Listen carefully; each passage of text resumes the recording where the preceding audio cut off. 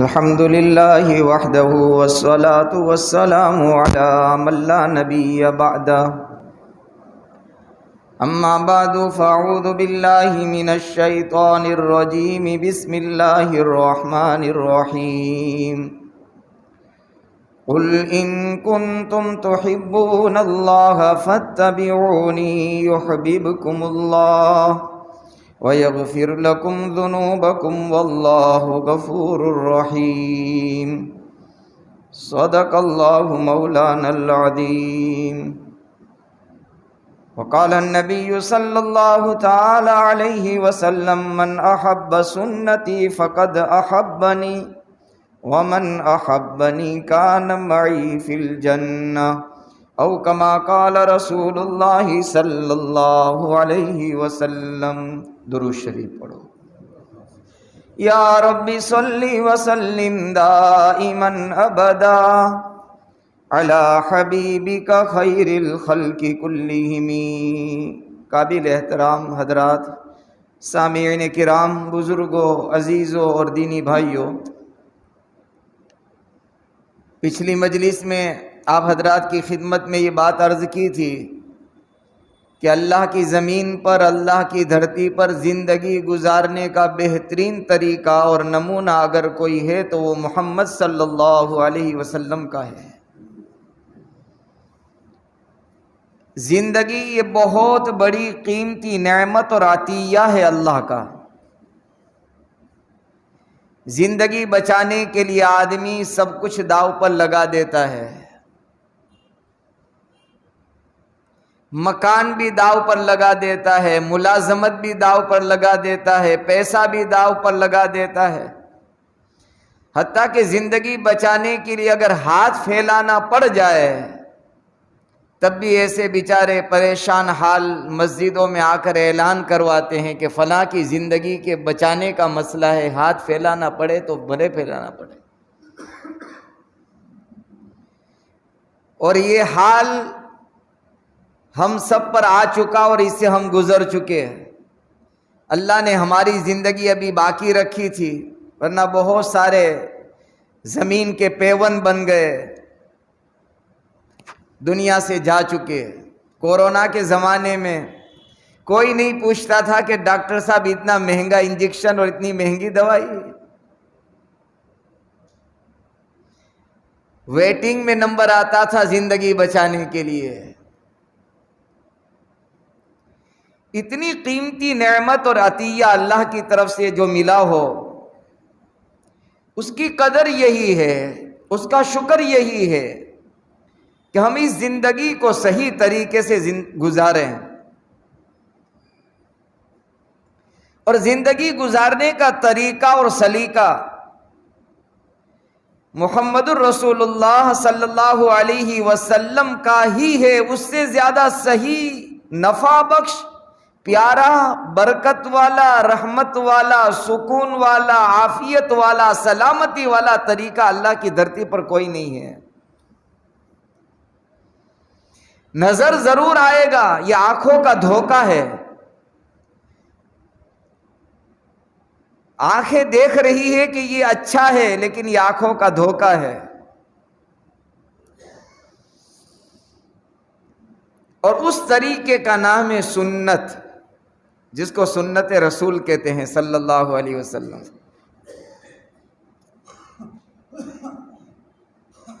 اس لیے شریعت نے اس کی بہت اہمیت بیان فرمائی، قرآن میں بھی فرمائی، احادیث میں بھی فرمائی۔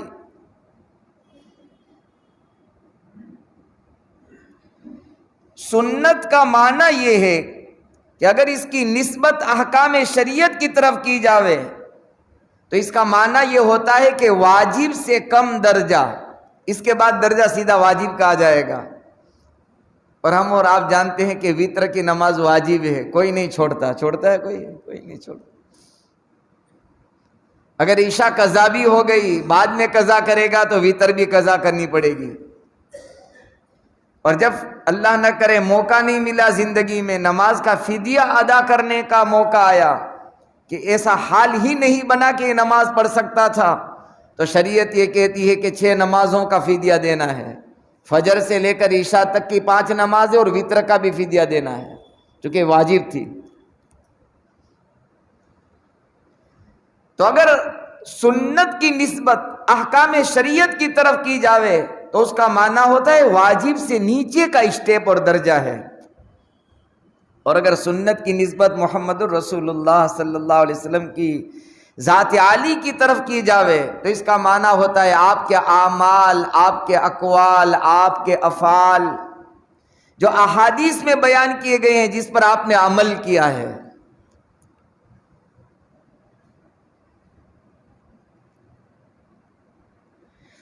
اللہ سبحانہ و تعالیٰ نے ایک عجیب انتظام کیا ہے محمد صلی اللہ علیہ وسلم کی زندگی کو باقی رکھنے کا.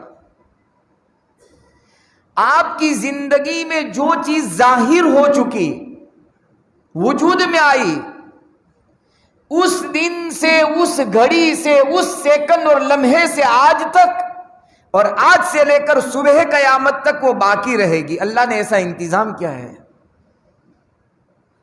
انبیاء تو بہت آئے دنیا میں علیہم الصلاۃ والسلام، آدم سے لے کر عیسیٰ علیہ الصلاۃ والسلام تک پیغمبر آئے، ان کی زندگیاں بھی قابل عمل تھی، لیکن ان کی زندگی ہو بہو آج روئے زمین پر، اللہ کی دھرتی پر اس طرح سے باقی نہیں ہے جیسے ظاہر ہوئی تھی.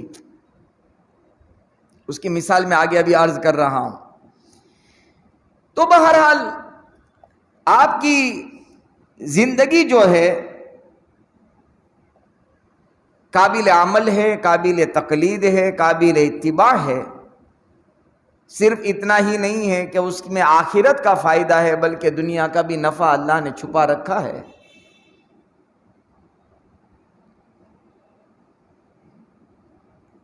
آپ نے اپنی زندگی کے اندر عبادات کی، معاملات کیے، معاشرت اپنائی، آپ نے اخلاق بتائے.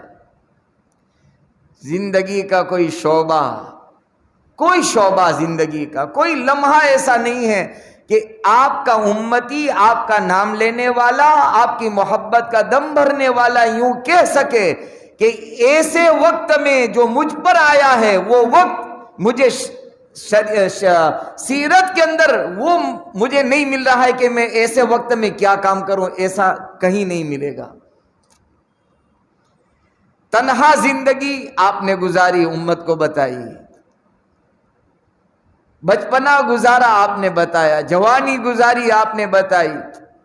نبوت سے پہلے کا حال، نبوت کے بعد کا حال، شادی سے پہلے کا حال، شادی کے بعد کا حال، مکے میں رہ کر بتایا، مدینے میں جا کر، مدینے شریف میں جا کر بتایا، اور اس درمیان کے راستے کا سفر بھی بتایا. خلوت بھی آپ نے بتائی، تنہائی میں نے کیسے گزاری، جلوت بھی بتائی کہ آدمیوں کے درمیان میں رہ کر میں نے کیسے جی کر بتلایا. کوئی حال آپ نے نہیں چھوڑا ہے. اس لیے کہا جاتا ہے کہ یہ امت یتیم نہیں ہے، بے سہارا نہیں ہے، بے بس اور بے کس نہیں ہے. یہ امت بہت بڑا سہارا محمد الرسول اللہ صلی اللہ علیہ وسلم کی شکل میں اللہ نے اس امت کو دیا ہے. بہرحال پچھلی مجلس میں نے عرض کیا تھا کہ آج ہم مسلمانوں کا حال یہ بن گیا ہے کہ ہم ان اقوام کی اور ان قوموں کی زندگیوں کو یا تو اچھا سمجھ رہے ہیں، یا یہ کہ نہ چاہتے ہوئے اس کو اپنا رہے ہیں. کوئی تو مجبوری میں اپنا رہا ہے، کوئی خوشی سے اپنا رہا ہے، کوئی محبت سے اپنا رہا ہے، اچھا سمجھ کر اپنا رہا ہے. جو اچھا سمجھ کر اپنا رہے ہیں، محبت سے اپنا رہے ہیں، وہ اپنے ایمان کی خیر منائے. خطرے کی گھنٹی ہے ان کے لیے. محبت کرنے کے لائق اگر کوئی طریقہ ہے تو محمد صلی اللہ علیہ وسلم کا طریقہ ہے. یہ محبت کرنے کے لائق ہے، خوشی سے اپنانے کے لائق ہے، نہ چاہتے ہوئے بھی اپنانے کے لائق ہے.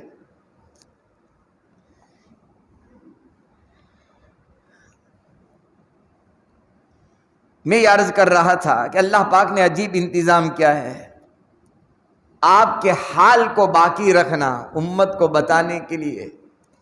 چنانچہ ایک روایت ہے، ایک صحابی رضی اللہ تعالیٰ عنہ عبداللہ ابن مسعود رضی اللہ تعالیٰ عنہ فرماتے ہیں کہ نبی اکرم صلی اللہ علیہ وسلم نے ارشاد فرمایا، حدیث قدسی ہے، متفق علیہ روایت ہے، کہ آپ نے ارشاد فرمایا کہ میں اس شخص کو جانتا ہوں جو سب سے آخر میں دوزخ سے نکل کر جنت میں جائے گا۔ میں جانتا ہوں ان کو۔ درمیان میں ایک بات عرض کر دوں، اس طرح کی روایات سے بہت سارے لوگ مغالطے میں، دھوکے میں پڑتے ہیں۔ کیا دھوکہ لگتا ہے ان کو؟ جب یہ کہا جاتا ہے کہ محمد الرسول اللہ صلی اللہ علیہ وسلم نے فرمایا میں جانتا ہوں، تو یہ کہتے ہیں کہ نبی کو علم غیب تھا۔ میری بات سمجھ میں؟ غیب کا علم ایک مستقل بحث ہے، یہ علمی بحث ہے۔ اللہ نے بتلایا تھا۔ کس نے بتلایا تھا؟ کہ میرے محبوب، میں اس آدمی کا تمہیں جو جنت جہنم سے آخر میں سب سے نکلے گا، میں تمہیں حال دکھا رہا ہوں۔ تو بات ختم ہو گئی، اس لیے آپ نے بتایا تھا۔ بہت سارے معاملات ایسے ہیں کہ آپ نے بتا دیا تھا کہ بھی فلاں آدمی آ رہا ہے، ایمان کی تلاش میں آ رہا ہے، تو اس کا مطلب یہ نہیں تھا کہ آپ کو پتا چل۔ اللہ نے بذریعہ وحی جبرائیل کے ذریعے سے خبر دی تھی کہ اب یہ ہونے والا ہے۔ بہرحال فرماتے ہیں سیدنا عبداللہ ابن مسعود رضی اللہ تعالیٰ عنہ کہ آپ نے ارشاد فرمایا کہ میں اس شخص کا حال جانتا ہوں جو دوزخ سے نکل کر جنت میں سب سے آخر میں جائے گا۔ وہ ایک ایسا آدمی ہوگا جو گھٹنوں کے بل چلے گا، گھٹنوں کے بل چل کر جہنم سے نکلے گا۔ تو اللہ تعالیٰ اس سے فرمائیں گے جاؤ میری جنت میں داخل ہو جاؤ۔ وہاں پہنچ کر وہ دیکھے گا تو جنت تو ایک دم فل ہے، جگہ ہی نہیں ہے۔ تو یہ اللہ کا بندہ اللہ سے عرض کرے گا، اے الہ العالمین تمہاری جنت تو بہت فل ہو چکی ہے، اس میں تو جگہ نظر نہیں آتی ہے۔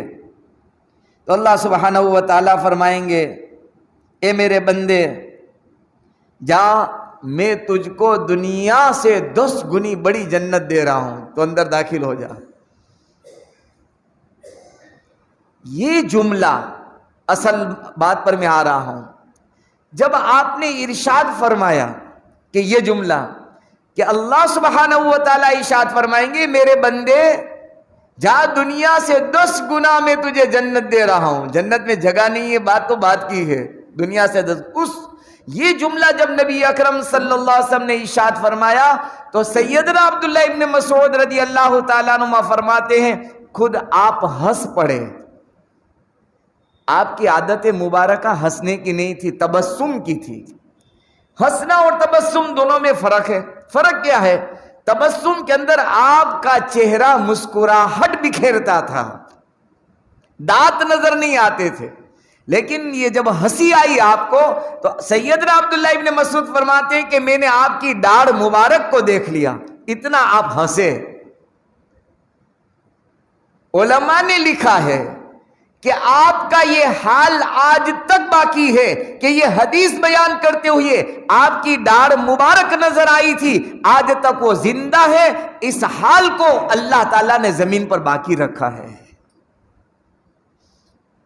جس کا حال زمین پر آج تک باقی ہو کہ جب آپ نے یہ بات ارشاد فرمائی تھی پھر آپ ہنسے تھے، ہنسنے کے وقت آپ کا کیا حال بنا تھا، ابھی تک وہ زندہ ہے اور قیامت تک یہ حال آپ کا باقی رہے گا۔ اللہ نے یہ انتظام کیا ہے، کیوں نہیں انتظام اللہ کرتا؟ اللہ کو آپ کی ہر ادا سے محبت تھی، ہر ادا سے محبت تھی، ایسی محبت آپ سے تھی، ایسی محبت آپ سے تھی کہ اللہ نے قرآن میں اعلان کر دیا ان کنتم تحبون اللہ تحبون اللہ، اللہ سے محبت کا دعویٰ کرنے والوں یحببکم اللہ، اللہ فرماتے ہیں کہ سب سے پہلے محمد صلی اللہ علیہ وسلم سے محبت کرو۔ اب محبت کسے کہتے ہیں؟ ہمارا تو صرف زبان کا دعویٰ ہے معاف کرنا کہ ہم نبی سے محبت کرتے ہیں۔ محبت دیکھنی ہو صحابہ کی زندگیاں دیکھے، پچھلی مرتبہ غالباً میں نے عبداللہ ابن عباس یا عبداللہ ابن عمر کسی کا حال سنایا تھا کہ سفر حج میں گئے، پھر ایک جگہ آپ ایسے بیٹھے جیسے آپ استنجا کر رہے ہیں. ایسے کئی واقعات انشاءاللہ عرض کروں گا. بہرحال ہم مل کر کوشش کریں. یہ بات طے شدہ ہے، پتھر کی لکیر ہے، اٹل ہے یہ بات. اللہ کی زمین پر محمد صلی اللہ علیہ وسلم کی ادائیں اللہ باقی رکھے گا، زندہ رکھے گا، چاہے آپ سے رکھے چاہے مجھ سے رکھے. ہم اور آپ اگر اس کو زندہ نہ رکھ پائے اور زندہ رکھنے کی کوشش نہیں کی تو اللہ تعالیٰ ایسی قوم کو اللہ لائے گا، اور ایسی قوم کو اللہ ہدایت دے گا، ایمان کی دولت اللہ دے گا. پھر ایمان کے بعد وہ محمد صلی اللہ علیہ وسلم کے نقش قدم پر چل کر زندگی گزاریں گے. یورپ کا حال دیکھو، جب وہ ایمان میں کنورٹ ہوتے ہیں، مسلمان ہوتے ہیں، ایک ایک سنت، ایک ایک طریقہ پوچھ کر کے کہ آپ سوتے کیسے تھے، جگتے کیسے تھے، اٹھتے کیسے تھے، اٹھنے کے بعد آپ کیا عمل کرتے تھے، علماء سے پوچھ کر آپ کا اٹھنے کے بعد عمل کیا تھا.